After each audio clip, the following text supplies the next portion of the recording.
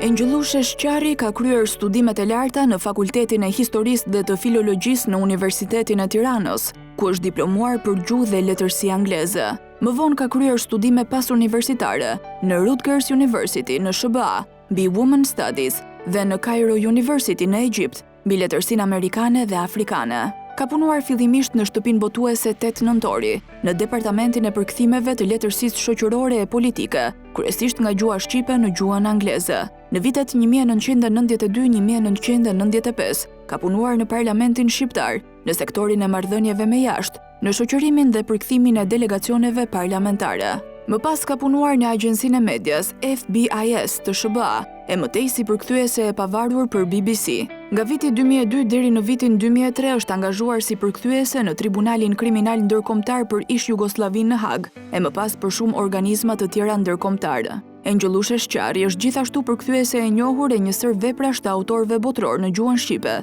si Virginia Woolf, Madeleine Albright, Mario Vargas Llosa, Salman Rushdie, Margaret Atwood, Jennifer Baumgartner, Somerset Maugham e shumë të tjerë. Është vlerësuar me urdhrin Naim Frashëri nga Presidenti i Republikës për kontributin në fushën e interpretimit dhe të përkthimit. Është dhe një nga anëtarët themeluese të Shoqatës Shqiptare të Interpretëve dhe Përkthyesve. Mirëmbrëma të nderuar teleshikues, pra e shihni se në këtë studio vijnë gjithmonë personalitete të gjuhës, të letërsisë, të kulturës shqipe, që kanë një jetë të gjatë në punën e tyre dhe në kontributin që japin në këto fusha për ne. Pra, donjëherë na duket sikur humbasim në botën tonë të konsumit, por nuk është e vërtetë dhe ja këtu sonte me ne është Engjellushe Shqarri që ju sapo i dëgjuat një CV shumë të shkurtër të punëve të saj të panumërta. Mirëmbrëma Engjellushe, mirë se erdhët në studio, faleminderit që pranuat ftesën. Mirëmbrëma, faleminderit juve që më ftuat. Se unë edhe e di që ju jeni shumë aktive vazhdimisht edhe jeni nga një udhëtim në tjetrin, sepse sapo jeni kthyer nga Brukseli, më duket. Po, brëm vonë keni ardhur nga Brukseli. Që shkoni që përktheni Po, për Komisionin, për Parlamentin Evropian. Kryesisht, sot aktualisht ju punoni për Komisionin Evropian. Ja, Shqipërisë, për Këshillin e Evropës, pastaj këtu për organizata të ndryshme. Ndërkombëtare. Po. E thënë, është një jetë Jetë shumë intensive. Është një jetë intensive edhe sot. Mos është pak më shumë intensive se dhe më përpara? Po, varet është me periudha. Këtë periudhë ka qelluar që është shumë intensive. Ka periudha që janë më të qeta. Kur janë më të qeta, pastaj unë i kthehem përkthimit letrar. Sigurisht, kur ka një pauzë. Kur kam një pauzë. Po, unë kam një kuriozitet në këto përkthimet në Bruksel, për shembull, në Komisionin Evropian përkthehen deputetët tanë ose komisionet, delegacionet tona kur shkojnë? Po, në fakt varet. Tani ftohet edhe Kosova, sigurisht. Edhe janë delegacionet të ndryshme, për fushat të ndryshme, midis tyre ka që din anglisht vetë, flasin anglisht. Ka që kosovarët zakonisht preferojnë të flasin shqip. Kështu që ju i ndihmoni dhe juve përktheni. Bën edhe që të përkthejmë pastaj nga shqipa. Del punë më shumë nga Kosova se sa nga ne. Në fakt, kështu është, kështu po ndodh. Ja, shumë interesant. Këta tonët preferojnë të flasin anglisht, edhe pse jo gjithmonë. Po, jo gjithmonë, sepse aty është përkthimi që duhet jetë shumë i saktë. Jo gjithmonë anglishtja e tyre është në nivelin që duhet, por ata megjithatë preferojnë, nuk e di, e kanë si çështje. Ja dhe një problem tjetër që apo vlerësimi për vete, po. Jo se nga që gjithë jetën jemi marrë me gjuhën unë dhe ju, edhe unë e mendoj këtë që them kur je në një institucion që vendosen ligje, ose që është tepër serioz, atëherë është mirë të lësh përkthysin profesionistë sa të flasësh. Normalisht po, sepse unë do thoja që ti duhet flasësh për profesionin tënd, për atë që ke shkuar aty. Dhe më mirë se sa e shpreh në gjuhën tënde, vetëm qoftë se e di anglishtën shumë mirë. Edhe ne që jemi përkthyesa ndodh që jo gjithmonë jemi në më të mirën tonë. Edhe ne na ndodh që jo gjithmonë jemi në më të mirën. Po ne do flasim për këtë përvojë tuaj janë shumë interesante me Komisionin Evropian, me Brukselin, Strasburgun, me Hagën, por e rifillojmë, kemi një traditë në emision që e fillojmë pak herët për personalitetin që ka ardhur në studio, e fillojmë herët që nga koha e gjimnazit ndoshta, kur duhet jeni lidhur me letërsinë, me anglishten, me kulturën angleze. Në fakt, ashtu është, në gjimnaz filloj, sepse unë shkova në gjuhët e huaja. Ju keni qenë nga brezat e parë, më duket që. Nga të parë kemi qenë që kemi mbaruar. Kemi qenë direkt në shkollën juve të huaja, jo nga gjimnazi. Para nesh vinin nga gjimnazi. Në fakultet. Në fakultet, po. Në fakt letërsia më ka pëlqyer gjithmonë, edhe pse atëherë mundësitë për të lexuar ishin shumë të pakta. Shumë më të kufizuara, po gjithmonë më ka pëlqyer. Gjithmonë jam munduar të lexoj libra që ishin në dorë nga një shoqe, nga një shok, siç e kalonim ne atëherë. Dorë më dorë ke parasysh. Sidomos kur fillova të mësoj anglisht edhe ajo dëshira për të lexuar direkt në anglisht. Po që gjenim libra. Gjenim libra. Jo se më fjala e fundit, po gjenim. Gjenim, po, dhe kalonim kështu fshehurazi, dorë më dorë. Shumë interesante. Ti lexonim me një afat sa më të shkurtër. Edhe ju shkuat nga shkolla e mesme gjuhëve tuaja, që me sa më kujtohet ka qenë gjithnjë në rrugën e Elbasanit. Po, ka qenë në rrugën e Elbasanit. Ishte dhe pedagogjike aty. Po.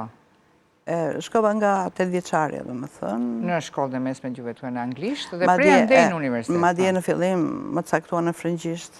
Edhe nuk e di pse nuk donit anglishten. Po.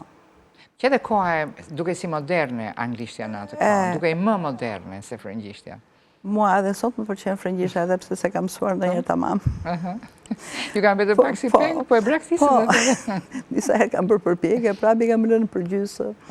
Megjithatë doli që anglishtja ishte më me leverdin, thonjza, nga pikpamja e punës. Se sot anglishtja është vërtet, po. Por të mësosh anglisht nuk do të thot vetëm që mëson gjuhën, mëson gjithë një kulturë të madhe të... Të mësosh anglisht, apo të mësosh çdo gjuhë tuaj. Çdo gjuhë tuaj, po. Mendoj që është një dritare. Për botën. Për botën. Një dritare ku ti shikon gjëra shumë të ndryshme, ndoshta nga realiteti ku ti jeton. Edhe unë kam pas fatin që mbas shkollës kam punuar në shtëpinë botuese më të caktuar. Po, mbas fakultetit. Si që e di atëre, që të caktonin. Po, atëre në caktonin, po. Shpe botuese kishte njerë... 8 nëndori. 8 nëndori. Se 2 ishin, në një frashtë dhe 8 nëndori. Po, në një ndërtes ishin, në fakt. Në një ndërtes, po.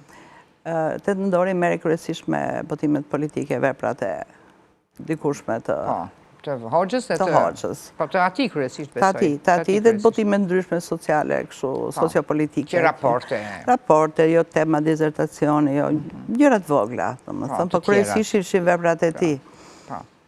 Që përktheshin në shumë gjuhë. Përktheshin në shumë gjuhë. Ne quheshim redaksi e gjuhëve të huaja. Ishte anglisht, frëngjisht, gjermanisht, spanjisht, edhe... Italisht nuk ka pasur. Italisht jo, tani po mendoj jo, rusisht. Rusisht pa tjetër, po. Po, nuk ka pasur. Edhe aty ishin, në fakt, njerëz jashtëzakonisht të kulturuar dhe të përgatitur. Kanë qenë përkthyesve që bën shkollën e përkthimit. Eksakt. Për neve ishte një shkollë e dytë ajo, puna në shtëpinë botuese. Jo vetëm nga ana profesionale që mësuam si të punonim, pse nuk dinim kur del nga shkolla ke marrë vetëm bazat. Mirë po, pastaj puna e përditshme dhe ato veprat e atërshme flisim për të gjitha llojet e temave, fushave. Kështu që detyrimisht edhe ne do... Ka qenë Jusuf Vrioni, Zef Bushati, Zef Simoni, më falni. Jusuf Vrioni ishte ke frëngjishtja, ke sektori frëngjishtes, unë gjeta në sektorin e anglishtes Zef Simonin Pavliceskun, që ishin redaktorët tanë, dhe Ron Taylor, që ishte nga Zelanda e Re, i cili... Punoj shumë vite a i në... Po, punoj. A i ishte u vendosë në Shqipëri. Po, me gjithë familjen e ti, me familjen e ti, po. Edhe madje një nga vajzat i ti punon të dajo me ne më vonë. Gjuni. Jo, Gjuni ishte e hrinë moa, Gjuni nuk punon të kene. A, nuk e Gjuni ishte madhja, punon të radio. Në radio. Edhe kështu që ajo për neve ishte një shkollë si shtë e dytë. Jo vetëm përse e takon zotërimit të gjuhës. Se gjua nuk është një gjë e thatë, është një, e kupton diçka. Është një gjë që zhvillohet. Zhvillohet edhe po dhe kulturës që sa po thatë përpara, domethënë. Prej tyre ne mësuam jashtëzakonisht shumë. Sa ata e kishin gati gjuhë nëne, Ron Taylori po, dhe Jusuf Vrioni po. Dhe Jusufi e kishte më mirë frëngjisht, i vinte më mirë të përkthente nga anglishtja në frëngjisht dhe nga frëngjishtja në anglisht. Po dhe redaktorët tanë ishin shumë të përgatitur. Zef Simoni, për mendimin tim, është një nga njerëzit më me kulturë që unë kam njohur dhe që besoj ka në Shqipëri. Me gjithë modestin e ti të paparë që nuk do fare të dalit të duket. Edhe a i dha dhe kontribut fjallorësh. Zefi ka bërë disa fjallorë. Ka bërë disa fjallorë dhe nëna kanë mësuar. Por bitë gjitha, përveç anës profesionale, aty mësuan shumë të tepër. Mësuam si t'jemi njerës, marrëdhënie njerëzore që normalisht është vështirë të gjesh Sa bukur që e thatë kështu. në çdo ambient pune. Se ishin njerëz të rrallë. Ishin të rrallë, ne ishim veza të reja, dhe vinim nga, s'kishim ndonjë përvojë, me familje të thjeshta ishim. Madje me prindër, unë maman kisha, se babajnë kishte. Juve ju ka lënë herët babaj. Më ka lënë herët, kështu mama ishte shumë konservatore dhe e rept me mua, si vajzë. Sigurisht. Kështu që aty unë gjeta një ambient shumë liberal, në thonjë sa do thoja, për atë kohë. Marrëdhënie shumë të shpenguara, shumë të lira dhe shumë të pastra midis njëri tjetrit. Domethënë ne me shokët takoheshim, putheshim normalisht në faqe, sigurisht siç tani sot është e zakonshme. Po, sigurisht. Ai sa mamaja ime atëherë më thonë, po ç'i keni ju këto që takoheni kështu me shokët? Domethënë ishin njerëz që vërtet nga të cilët mësoj shumë. Edhe për mendjehapjen se ata ishin. Shumë të hapur. Prandaj thashë, kjo sjellja ka që shpenguar, ishte pjesë e mendjehapjes së tyre. Ishin njerëz që vinin nga familje të ngritura, nga familje me kulturë, domethënë që e shifnin botën shumë më gjerë, se sa thjesht bardhëzi, shifnin shumë gjëra.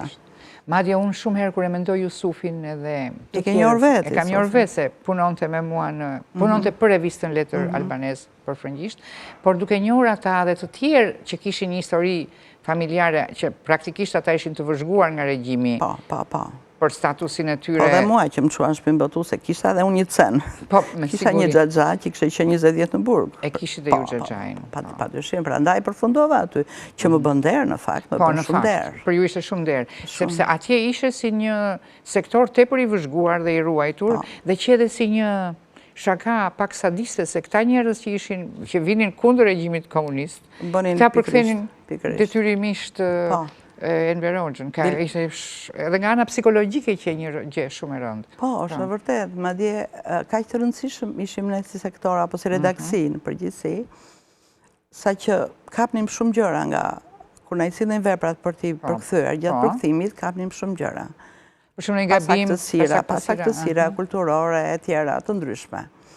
Edhe i filluam t'i krijonin problem institutit Marksizëm-Leninizmi, në kuptimin që ata kishin bërë punën. Dhe pastaj filluan të përdorin një metodë tjetër, na i sillnin ne përpara, t'i bënim ne njerë, t'i mbaronim ne, se la quheshim si sitne. Dhe pastaj i merrin ata që bënin botimin në Shqip përfundimtar, mbasi ne kishim mbaruar. Dhe për botimin në Shqip e sillnin ke ju. Po, se kapeshin shumë gjëra. Kapeshin shumë gjëra. Po, nga këta. Dhe gabime kulturore, ose të njohjes të diturive të marrë me mend. E marrë me mend, se kishit të bëni. Kështu që për mua është një periudhë që na formoi. Padyshim. Na formoi si njerëz, na hapi horizontin, na dha baza mbi të cilat ne pastaj vazhduam përpjekjet tona personale secili prej nesh. Edhe kam pasur shokë e shoqe e kolegë shumë të mirë në atë shtëpinë botuese, shumë prej cilëve kanë ndjekur karriera qoftë letrare, qoftë të tjera në diplomaci apo kështu. Si për shembull Viktor Kalemi, që besoj që njeh, krenari i dëri që gjithashtu ka përkthyer shumë i mirë. Sot e kësaj dite. Shumë i mirë, domethënë, apo Pranvera Xhelo në anglisht, që ishte në sektorin ton. Edmond Tupja, ka qenë me Jusufin në një të njëjtën redaksi dhe me Viktorin. Bashkë ishin. Po, neve ishim shumë të lidhur me njëri tjetrin, domethënë pavarësisht. Me sa më kujtohet mua në një korridor keni qenë. Në një korridor, po. Edhe kolegë të tjerë, Zef Mazi, për shumë që ndoqi kryesisht rrugën e diplomacisë. Pra, kemi qenë kolegë mjaft të mirë. Ka qenë si një inkubator. Po, brenda shtëpisë botuese ne quheshim si ndryshe. Në thonjza. Po, ndryshe ishim, faktikisht ishim ndryshe nga redaksit e tjera, ishim më të lirë. Me njëri tjetrin. Kam një, jo se kam kuriozitet, po e kuptoj, po për më shumë për ata që na ndjekin. Se ju aty 90% përkthenit nga shqipja në gjuhët e huaja, që është një gjë shumë e vështirë në krahasim nga anglishtja në shqip. Po, është me vështirë, duke qenë se nuk e kishim gjuhën tonë. Se së gjojnë në. Edhe sot është me vështirë. Po, them që ajo ka qenë baza që ju punuat më vonë pastaj, që sot jeni. Në fakt, ai ka qenë një investim shumë i madh për mua personalisht dhe për të gjithë besoj që. Për të gjithë që kanë qenë aty. Unë mendoj që nuk mund të jesh një përkthyes, mund të jesh, mund të ndodhi, ka raste që janë shumë të talentuar dhe pavarësisht që mund mos kenë qenë përkthyes me shkrim. Por unë them që për të përkthyerit me shkrim nga gjuha jote tek tjetra, apo dhe e kundra, po kryesisht ti je bazën ty, sepse duke përkthyer me shkrim, përkthen nga gjitha fushat. Dhe këto të shërbejnë si investim ty në një moment tjetër të jetës. Siç ndodhi, sa ne për shembull nuk ishim punuar me përkthime me gojë shumë. Shumë raste të pakta kishim. Neve kryesisht kemi punuar me shkrim. Pra ne jemi në një kuptim të bërë vetë, si përkthys me gojë. Nuk është se kemi ndjekur Po, shkolla të specializuara. të sistemon. Por, sigurisht, mendoj që duhet kesh dhe një predispozicion të ndin personal për të bërë një punë me gojë. Puna ime parë, në qoftë se mund ta them. Patjetër, është kënaqësi. Me gojë ishte kur i bëj një javë filmit grek, atëherë në Shqipëri, me subtitra në poshtë, po. Të përkthyer në anglisht. Në anglisht. Edhe para me kishte që dikush, që ndoshta se kishte bërë mirë punën, edhe erdhën në shtëpinë botuese dhe i thanë redaktorëve, Pavlit dhe Zefit, që duam një përkthyes, ata më thonë do shkosh ti. Jo, thash nuk e bëj dot, nuk ta bëj dot atë punë. Jo, do shkosh ti, se unë isha me reja. E si përfundim shkova, nuk e haroj, ishte Pallati i Kulturës bëj filmi, javë filmit grek. Edhe filloi filmi për të shfaqej, edhe dolën subtitrat e para anglisht. Ajo ishte si një dem i egër, anglisht bull. Dhe unë thash se një bull i egër. Dhe unë e thash anglisht. Në momentin e parë ishte shumë emocionuar. Në Shqip ju e thatë ishte si një bull i egër. Eksakt. Salla plat, ja dha të qeshurët. Me atë që kështë qenë para me ishtin talur, si që doli. E thanë dhe kjo qënë ka një si aji. Kështë që kjo ishte simultani juaj i parë, le të themi. Pas ta i mblodha veten, pickova dorën kështu, që të ndjeja pak dhimbje. Gjë që e bëjnë do njëherë kur ndjem edhe shumë mirë në përkthim. Por t'i thënë vetës dale se dhe mund gabosh prap, mos je ka që sigurt. Edhe fillova ta bëj dhe e bëra shumë mirë në fakt. Pastaj? Aty e parë që unë e bë kam këtë punë thash. Kështu filloj, kjo ishte përvoja ime e parë. Me filmin që ju e përktheni nga titrat e përktheni të direkte. Edhe interpretoje njëkohësisht, se duhet dhe të interpretoje, një farë interpretimi duhet bëje. Patjetër. Kështu pastaj gradualisht, rastet veçanta ishin kur vinin delegacione. Që atëhere, juve shoqërua delegacione? Po pak, jo shumë, po të pakta ishin ato raste. Një grupi vogël majtisë, po që vinte, po. Po, e kuptoj. Shumë interesante kjo periudhë e jetës tuaj. Ne do ndjekim një hapësirë të vogël publicitare, do të rikthehemi në studio, do të vazhdojmë përsëri mbi letërsinë, mbi përkthimin dhe mbi jetën tuaj. Faleminderit.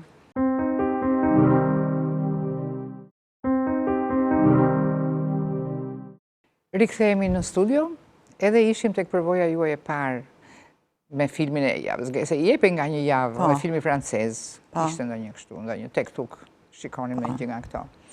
Pastaj erdhën vitet 90 edhe ndryshimi, kur i gjithë brezion, që ishim 38, 20, 22 vjeçar, ky brez, që mori në dorë Shqipërinë në ato vite. Në fakt, po, shusht. Se kjo është, me thënë të drejtën, se ata që ishin përgjegjësat e asaj kohe ishin dhe tepër të moshuar dhe sigurisht dhe politikisht nuk mund të riktheheshin më në skenë, se ishin përgjegjësit e atë kohë. Të tjerët ishin shumë të rinj, kështu që këtij brezi i ra. Dhe në ra bara në atë kohë. Ra një bar, dhe me madhe bile. Ju ku ndodhesh në atë moment? Në fakt në atë kohë unë isha në... Sa filluan ndryshimet demokratike, unë isha vitin e parë, pastaj shkova në Egjipt. Me një bursë që erdhi atëherë nga qeveria. Po që e dëgjuan te CV-ja juaj? Po. Ishte një kurs post-universitar për letërsinë amerikane, afrikane të shkruar nga shkrimtare të me ngjyrë. Me ngjyrë, afroamerikanët. Afroamerikanët, po. Edhe ndoqa një kurs aty, pastaj nga ndej erdha në fakt që ardhi një moment që unë isha lodhur me përkthimet, të them të vërtetën. Patjetër. Edhe po thoja nuk e di ku do punoj, çfarë do bëj tani, se u ndryshua regjimi. Sigurisht shpresat tona ishin shumë të mëdha, prisim jashtëzakonisht shumë gjëra. E mendonim Shqipërinë në minutë që do ta kishim të ndryshuar. Çfarë do ndodhte, si do ndodhte, sa shpejt do ndodhte. Edhe unë isha në Egjipt dhe kur më lajmëroni më shoq më thot urgjentisht duhet kthehesh. Mbasi mbarova kursin. Thot se të kërkon Pjetër Armënorin. Në parlament. Në atë kohë ishte kryetari i Po, ishte kryetari i parë. I parlamentit pluralist. Edhe unë nuk e njihja sigurisht fare, edhe erdha. Edhe vrisja mendjen kush ma ka bërë këtë nder, se nder e quajta. Për të përkthyer për parlamentin. Për të punuar në sektorin e jashtëm. Në sektorin e jashtëm. Po, shumë bukur. Edhe që unë ishte tamam ajo që plotësimi i ëndrrës sime në mënyrë të pavetdijshme, domethënë nuk e di kush ma bëri këtë nder, se e quajta. Që kishte dhënë emrin juve. Emrin tim. E fillova punë në parlament, edhe pyesja këto shokët e mi asnjë nuk e dija. Pyeta Zevin jo. Kur takojnë ditë në rrugë, gruan e Suvrionit. Agin. Agin, po dhe thot, Gjuja, se Gjuj thonë të shkutimi. Gjuja të prezentoj ty të zoti Pjetër ande këtej. I thash, na ima ka bërë këtë nder. Shikon sa i ju njifte që të re. Më njifte, kështë folur, kështë rekomanduar zoti Pjetër emrin tim, edhe kështu fillova në parlament. në sektorin e... Dhe u largohet nga përkthimi direkt i letrës ditë për ditë. U largova për një moment. Për një moment, se prapë u rikthye. Prapë aty u ktheva. Se vërtet. Sepse unë isha e vetmja në atë kohë, edhe pastaj erdhi edhe një koleg tjetër, që ishte në sektorin e jashtëm, Engjellushe Shqarri, që ishte edhe shefi i sektorit.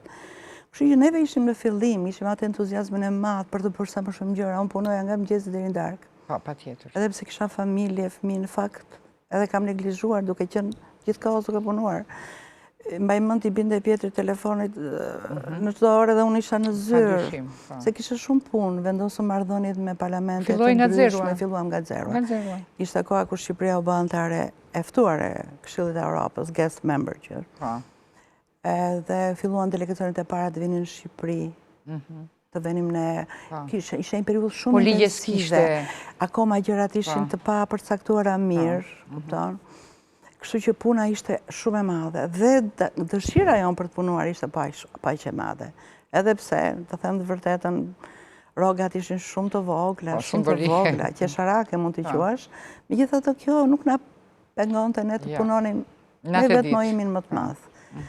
Edhe ka qenë vërtet punë që unë e kujtoj me respekt dhe me dashuri. Ato fillime të hapjes së Shqipërisë. Po, mbaj mend kur erdhi delegacioni i parë i Këshillit të Evropës, ishte presidenti i Asamblesë Parlamentare të Këshillit të Evropës, Miguel Angel Martinez, që erdhi përshëndeti parlamentin.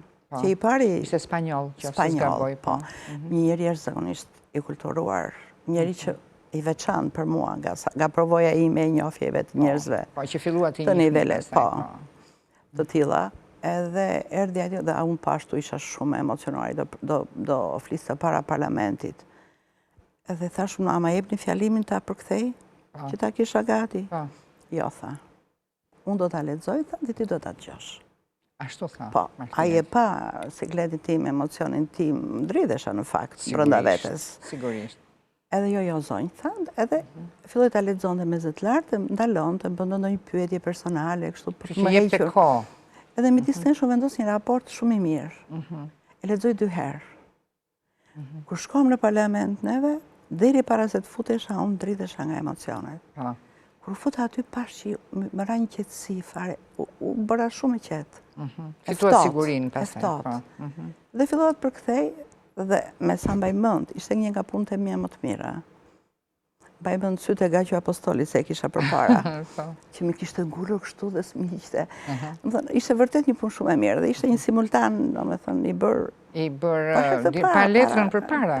Paletrën se zakonisht jepen materiali. Po jepen përkthehen, zakonisht përkthehen, po kjo ishte tillë, po në fakt doli mirë. Po ja kështu. Më ndihmoi fati. Unë gjithnjë mendoj për sa njerëz të shquar që keni takuar gjatë jetës tuaj, sidomos në këto marrëdhëniet parlamentare, njerëz që kanë vendosur fatet e Europës, fatet e botës, juaj, apo jo? Shumë e vërtet. Më kujtohet kur ishim që u shpall Pakti i Stabilitetit në Sarajev, aty ishin gjithë udhëheqësit e botës. Duke përfshirë presidentin amerikan Bill Clinton, kryeministri anglez, Tony Blair, e shumë të tjerë. Dhe unë nga këndvështrimi si përkthyese sigurisht shumë i padukshëm dhe modest. I pash të gjithë kështu dhe thash, sa e vogël është bota.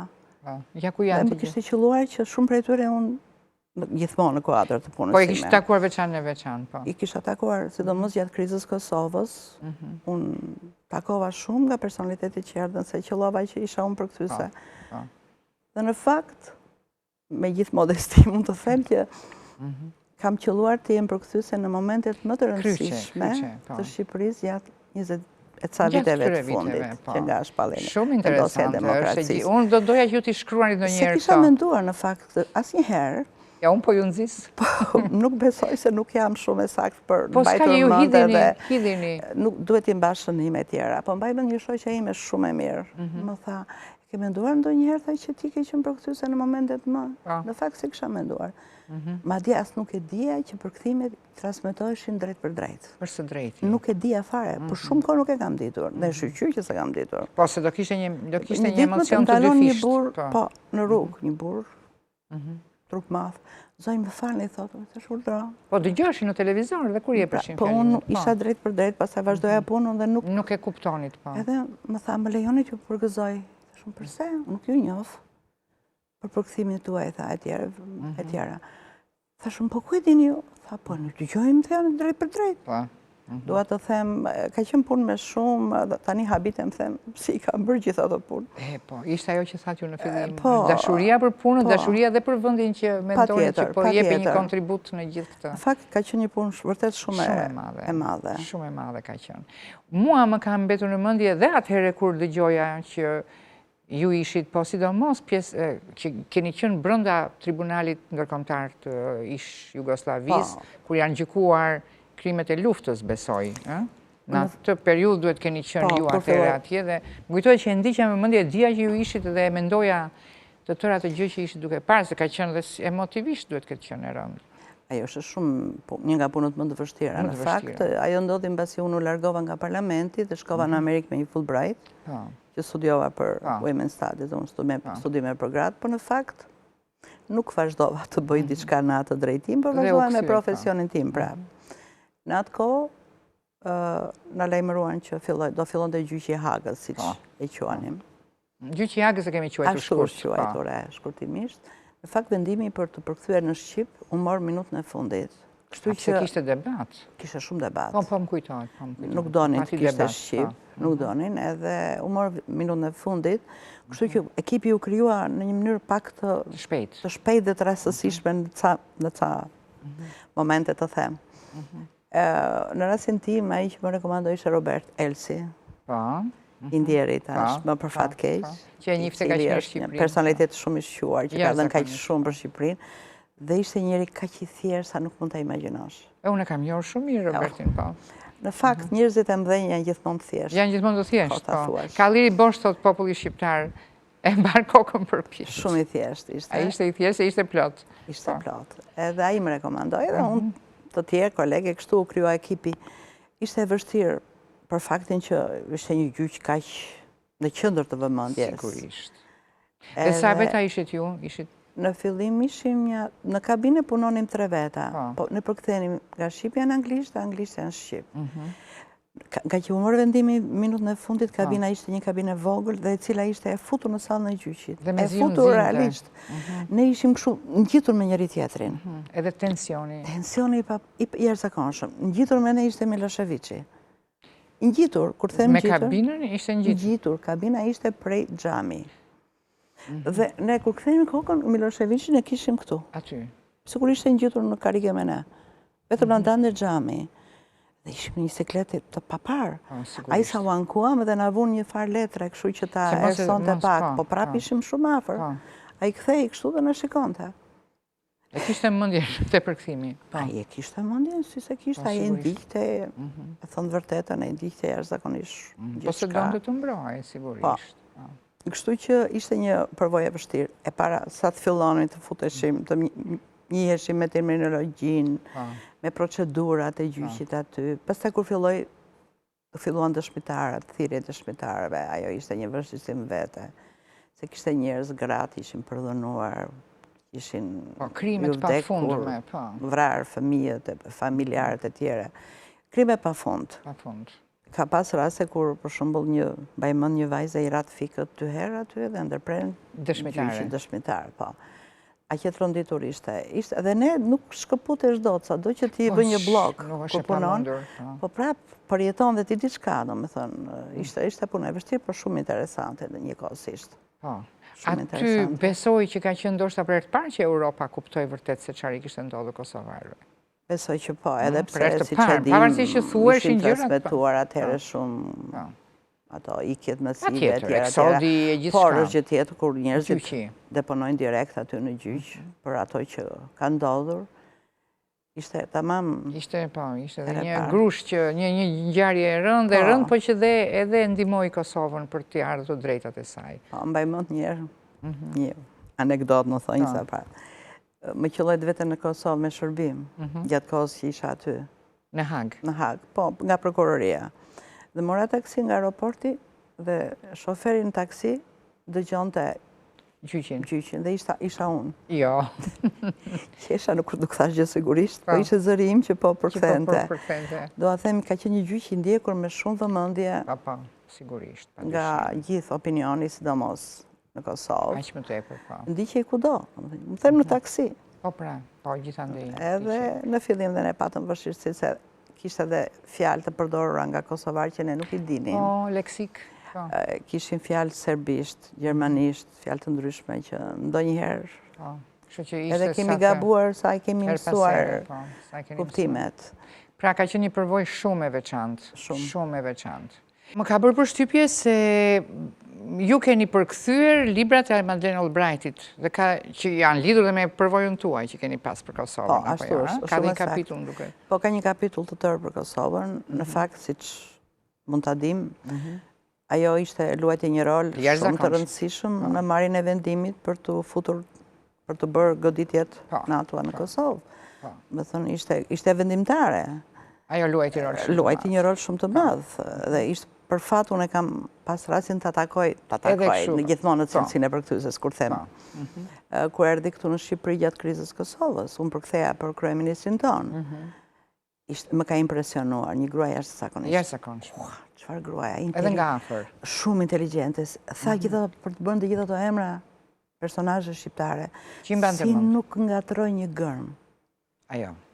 I ngatrojmë ne që jemi shqiptarë një gërm e mpreft. Dhe më thënë, e zotëron të situatën si rrallkush. Më ka bërë shumë përshtypje. Gjë që e vërë edhe në librat e saj. Për shumë për këtheva zonja sekretare të saj, që besoj e keni lecuar. Dhe për mua është një libër i mrekullueshëm. Nuk është thjesht një biografi politike, që shumë personalitete shkruajnë sigurisht. Ajo e fut me kaq mjeshtri njeriu e zakonshëm. Atë vajzën e re dhe pastaj vajzën e rritur, gruan, jetën e saj e ndërthur kaq bukur me karrierën politike, sa me gjithmonë të impresionon. Ka një thjeshtësi në mënyrën se si flet për vete, se si pranon që nuk isha një vajzë e bukur në shkollë. Do më thënë, nuk është kollaj që njeriu t'i pranoj këto gjëra. Realist me veten. Me veten e vete. Thot sa të vërteta që mbase si do t'ja pranoj dhe vetes, ti thot në publik. I thot shumë bukur, i ndërthur shumë bukur. I ndërthur shumë bukur. Do më thënë, vërtet është libër i mrekullueshëm. Edhe ky libër i fundit që... Po, i fundit që pati ajo, po. I fuqishme dhe të plot fuqishme që doli tani së fundi. Që sa po ka dalë, po. Edhe im ka pëlqyer shumë, do më thënë, është një libër, një analizë shumë realiste për mendimin tim e politikës amerikane, e gabimeve të politikës amerikane, e rëndësisë e marrëdhënieve midis politikës dhe fesë. E flet shumë bukur për rëndësinë që ka njohja e fesë së një vendi për një diplomat. Për të mos gabuar, pastaj. Për të mos gabuar.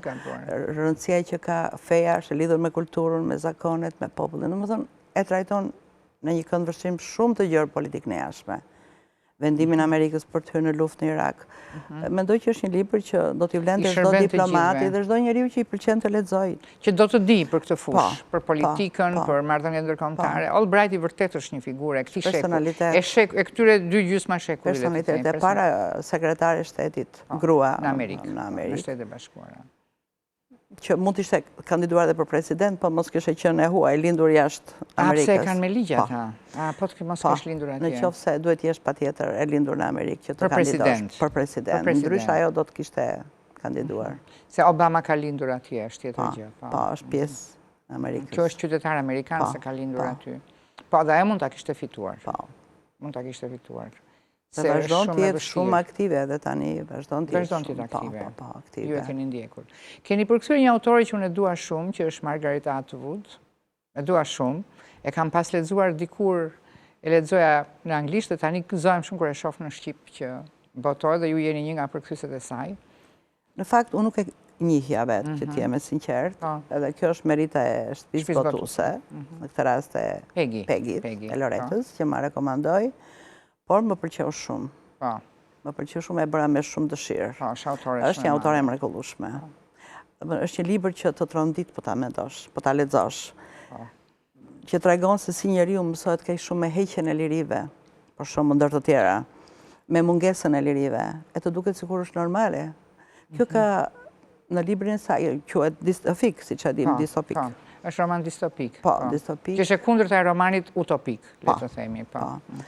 Por ajo në atë libër, si të thua, ka qenë pararendse shumë zhvillimeve që ndodhen Shumë interesante ka të libër.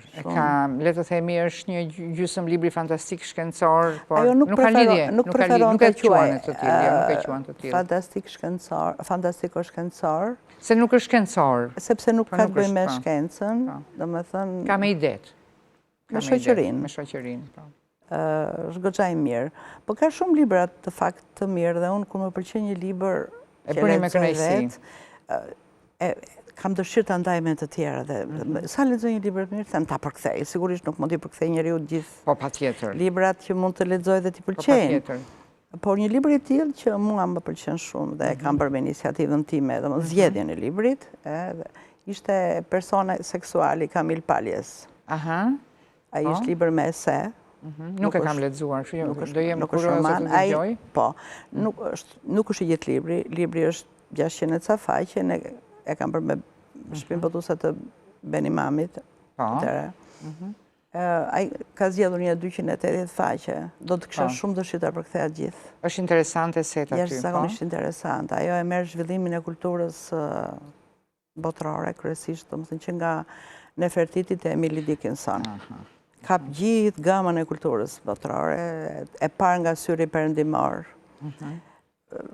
Kryesisht domethënë flet për misogjininë, për zhvillimin. Pra është me interes për të lexuar shumë. Shumë me interes. Po këtu kene për fat keq shumë libra humbasin. Botojnë libra shumë të mirë dhe humbasin. Botojnë libra shumë të mirë dhe humbasin sepse nuk ju bëhet reklam. Aq sa duhet. Aq sa duhet dhe njerëzit nuk e dinë që varet nga interesat e, po besoj që ka njerëz që do t'ju pëlqente shumë ky libër. Ka njerëz që do t'ju pëlqente shumë ky libër. Po. Apo një libër tjetër për mua po ashtu i bukur dhe shumë interesant është Mario Vargas Llosa. Patjetër. Letra një shkrimtari të ri. Patjetër. Që çdo njeri që i pëlqen letërsia, i pëlqen të lexojë, mund ta lexonte me ëndje. Edhe që do dhe të shkruaj, që është dhe i ri. Apo nuk është vetëm kjo, dhe të gjithë ne mund ta lexojmë, sigurisht. Është një mendim që se ka nga titulli. Është diskutuar edhe me Butusin, mbaj mend dhe thaj, po ky është libër për shkrimtar. Unë i thash nuk jam dakord, sepse unë nuk jam shkrimtare. E megjithatë më pëlqen shumë. Dhe unë kur e lexova si lexuese dhe më pëlqeu shumë dhe thjesht doja ta ndaja me të tjerët. Edhe është një libër që të krijon një ide shumë të qartë se çfarë është letërsia dhe cila është ajo që quhet letërsia e mirë. Për këtë çdo njeri që është i lidhur me mendimin, me idetë, ose çdo njeri që do të ketë një kulturë të përgjithshme do ta lexoj. Çfarë e bën njeri të shkruaj? Ai ngacmimi, ju e dini më mirë se jeni shkrimtare vetë, kështu që ju e kuptoni më mirë nga të tjerët. Por është vërtet? Jo, prap, për çdo gjë është dhe individuale shpesh. Kështu që është gjithë një kuriozitet ta lexosh çfarë mendon ai tjetri. Është shumë interesante. Dhe aq më tepër mendje të tilla si Vargas Llosa, se këta janë mendje. Kur e përktheva unë këtu dhe u botua si ishte bërë akoma, nuk ishte marrë akoma çmimin. Që mori, po, Nobel, po. Por ai ishin shkrimtar për shembull shumë i mirë. Janë përkthyer në Shqip, kanë përshtypjen dhe libra të tjerë të tij. Janë përkthyer, po, janë realizuar dhe filma shumë ndaj tij. Po, ajo e Dhisë është, po, është. Unë kam lexuar në anglisht, më ka pëlqyer shumë. Në përgjithësi unë librat disa, në jo të gjithë, i kam zgjedhur vetë. I keni zgjedhur vetë, që rrallë ndodh me përkthysët kjo gjë, ose me shpirt botuese se nuk e pranojnë. Propozimet tona. Po, pra, por unë i kam ja që keni goditur. Më ka qelluar. Tani jam duke përkthyer shumë një libër që nuk e di akoma me këtë do ta botoj, po kush është ky libër? Thjesht më pëlqen, i Philip Roth. Every Man quhet anglisht. Nuk jam shumë e bindur akoma për titullin, se do ja vë, po përhoj e kam vënë njëri i zakonshëm. Ashtu, duke u nisur dhe nga konteksti. Është një libër i mrekullueshëm, i thjeshtë. Dhe mua më ka intriguar shumë siç më intrigon një tjetër libër, nëse mund ta them. Patjetër. Ne për libra po flasim këtu. Julian Barnes. Asgjë për të trembur. Që flet për vdekjen, tema kryesore është vdekja. Edhe këtu është vdekja, te ky Philip Rothi, po vdekja e parë si një gjë e pashmangshme dhe në kuadër të jetës. Si një gjë të cilës neve nuk... Duhet të dim ta pranojmë dhe duhet të dim si ta pranojmë. Eksakt, duhet ta pranojmë dhe duhet jetojmë me atë idenë që një ditë neve do ikim. Ka gjithë rrugëtimi. Edhe përshkruan shumë bukur ky Julian Barnes. Te ky libri vetë, domethënë, e shikon se si e shikojnë vdekjen. E keni vënë në plan ta përktheni? E kam vënë në plan mezi, po pres që ta... Kështu që ata që po na ndjekin, me siguri që po e kuptojnë që duhet të shikojnë këto libra që ju po thoni.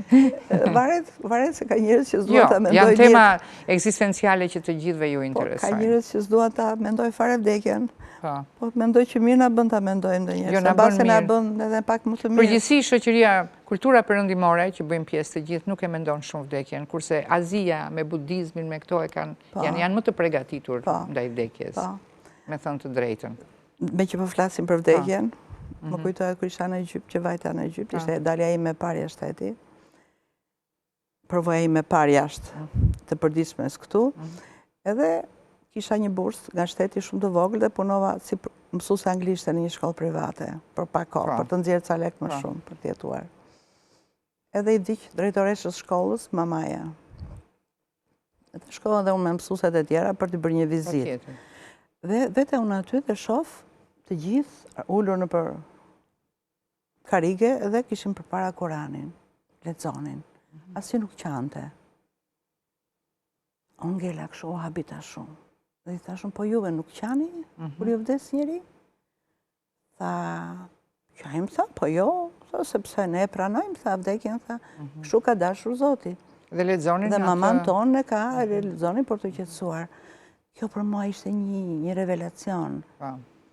Në kuptimin që nuk ishim mësuar, unë mbaj mend kur më ka vdek babai të qarat me ulërima. Do të thënë, vdekja kene... Po, vdekja kene përjetohet në mënyrë shumë tragjike. Të paktën përpara, se tani ka ndryshuar. Prapë se prapë. Disi. Prapë se prapë. E kupton me këto shprehjen publike të vdekjes shumë... Më e përmbajtur. Të pa përmbajtur në shumë raste, dhe aty ishte, kështu që dua të them, çdo kulturë... ka kultura të ndryshme kanë mendimet e tyre. Për fat të keq për na mbarin minutat, se unë do doja të vazhdonim akoma me gjithë këto gjëra të bukura që ju na thatë sot. Edhe por për kjo studio është gjithnjë e hapur, edhe do kemi libra të tjerë që ju do vini. E marr me mend që ju pret në një udhëtim i ri për Evropë. Po, nesër. Nesër, në Strasburg, në Bruksel? Në Bruksel. Në Bruksel përsëri. Po mirë. Rrugë të mbar atëre, faleminderit. Punë të mbar, pen të mbar. Dhe shumë faleminderit që erdhët në studio. Faleminderit juve. Ditë të mbar.